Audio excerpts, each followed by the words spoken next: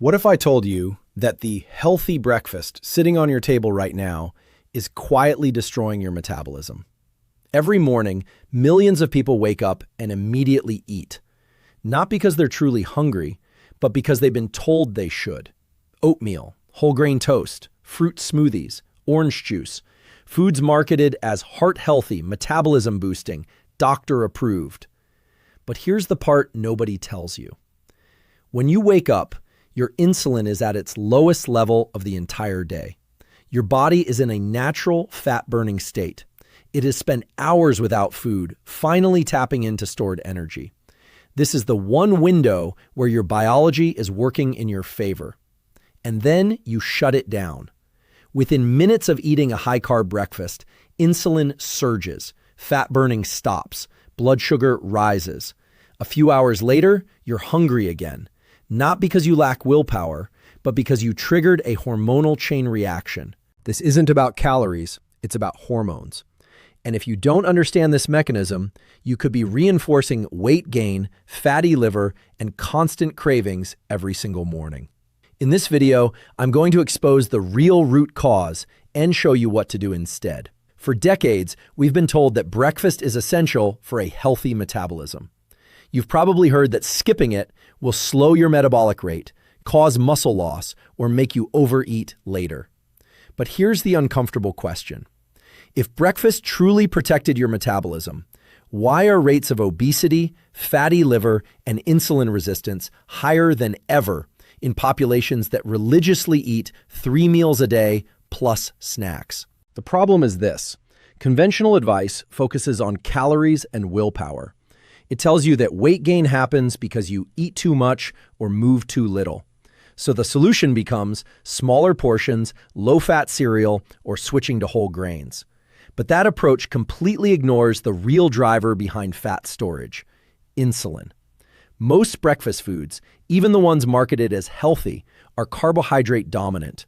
Oatmeal, toast, cereal, fruit, yogurt with granola, smoothies. When you eat carbohydrates, your blood sugar rises.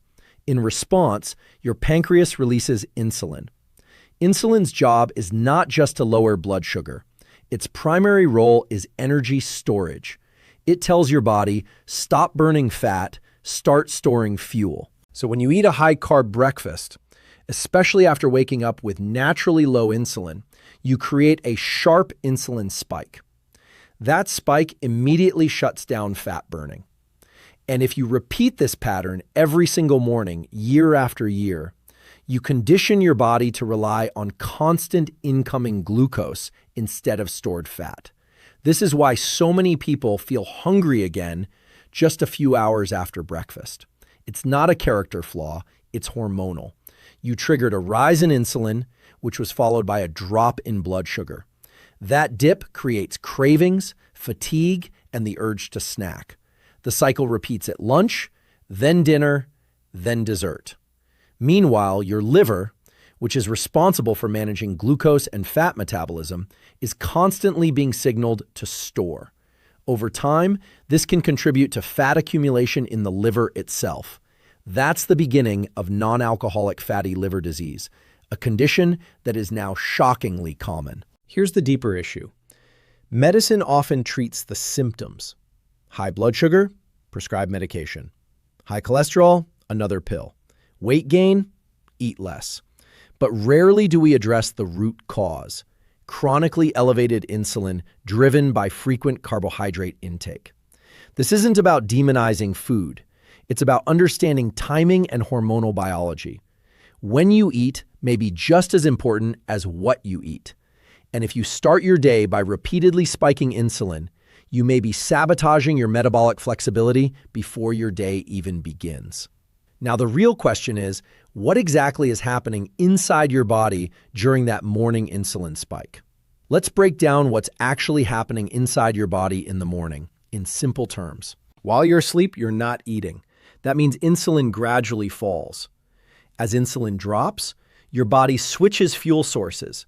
Instead of relying on incoming glucose from food, it begins tapping into stored glycogen and eventually stored fat. Think of insulin as a gatekeeper. When insulin is high, the fat-burning door is locked. When insulin is low, that door opens.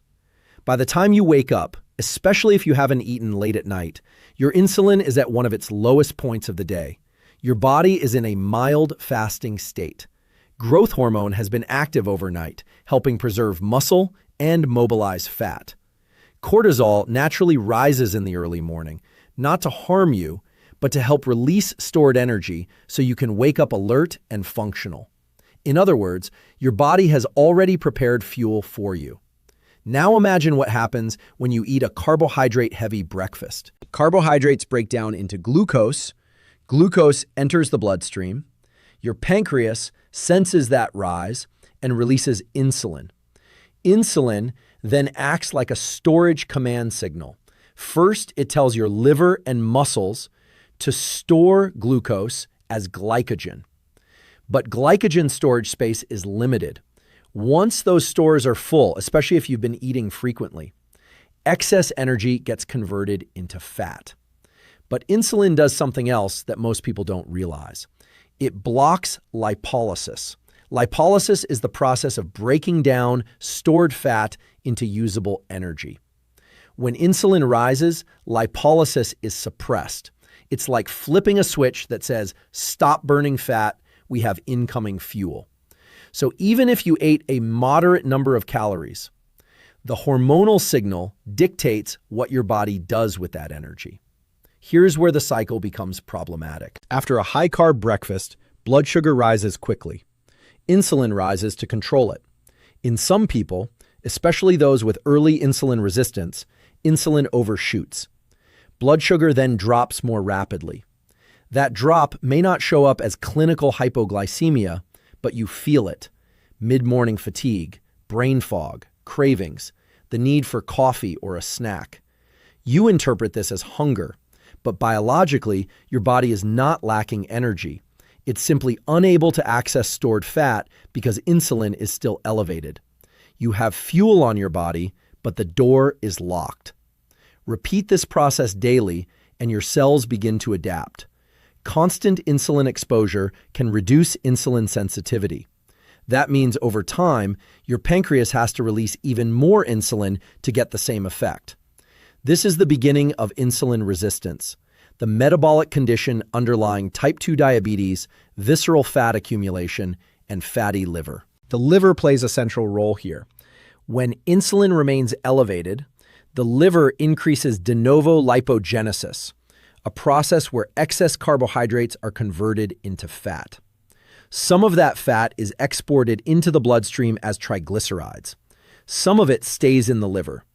Over years, this can progress silently. So the issue isn't simply breakfast. It's the hormonal environment you create at the most metabolically advantageous time of day. When insulin is low, your body is flexible. It can burn fat efficiently. When insulin is chronically elevated from frequent carbohydrate intake, that flexibility disappears. And without metabolic flexibility, weight loss feels impossible. Not because you lack discipline, but because your hormones are dictating the outcome. Now let's talk about what you can actually do to reverse this. So what do you actually do with this information? If the issue is chronically elevated insulin and shutting down fat burning first thing in the morning, then the solution isn't extreme dieting. It's strategic timing and smarter metabolic decisions. Here's how to start. Number 1, stop eating just because the clock says it's morning. If you wake up and you're not truly hungry, don't force food. Hunger is a hormonal signal, not a social rule. Give your body the opportunity to extend that natural low insulin fat burning window. Even delaying breakfast by 1 to 2 hours can make a difference. If you're comfortable, you may experiment with skipping it entirely and moving toward 2 meals per day, but only if it feels sustainable. Number 2, if you do eat breakfast, remove the carbohydrates. The worst combination in the morning is refined carbs plus sugar. Cereal, toast, juice, pastries. These spike insulin rapidly. If you choose to eat, prioritize protein and healthy fats. Eggs, avocado, plain Greek yogurt, nuts, leftover protein from dinner. Protein stimulates insulin far less aggressively than refined carbohydrates and promotes satiety. This stabilizes blood sugar and reduces mid-morning crashes. Number 3, eliminate liquid sugar completely. Fruit juice and sweetened coffee drinks are metabolically disruptive. Liquid carbohydrates absorb quickly and create sharp insulin spikes. If you need something in the morning, stick to water, black coffee, or unsweetened tea. Coffee itself can support alertness without requiring a glucose surge. Number 4, avoid late-night eating. If you eat late at night, your insulin may still be elevated when you wake up. That reduces the metabolic advantage of the morning. Try to finish your last meal at least 3 hours before bed. This allows insulin to fall naturally overnight and restores metabolic flexibility by morning. Number 5, reduce overall carbohydrate frequency, not just quantity. This isn't about zero carbs forever. It's about giving your body periods of low insulin. Constant grazing keeps insulin elevated all day. Structured meals without snacking allow insulin to rise and fall appropriately. That rhythm matters. Number 6, strength train and build muscle. Muscle improves insulin sensitivity. The more metabolically active tissue you have, the better your body handles glucose. Even 2 to 3 resistance sessions per week can dramatically improve how your body responds to carbohydrates. None of this requires extreme calorie restriction. It requires understanding hormones. When insulin falls, fat burning rises. When insulin remains high, fat storage dominates. You don't fix metabolic dysfunction by eating every 2 hours. You fix it by restoring hormonal balance. And once you do that, something interesting happens. Your hunger stabilizes, your energy improves, and fat loss becomes a byproduct instead of a constant battle. Now, if this completely changes the way you see breakfast, there's something even more important you need to understand. Because insulin doesn't just affect weight. It directly impacts fatty liver, visceral fat, and long-term metabolic disease. And one silent habit in the evening may be just as damaging as a high-carb breakfast. In the next video, I'm going to break down how late-night eating quietly accelerates insulin resistance and liver fat accumulation, and how to reverse it. Make sure you watch that next.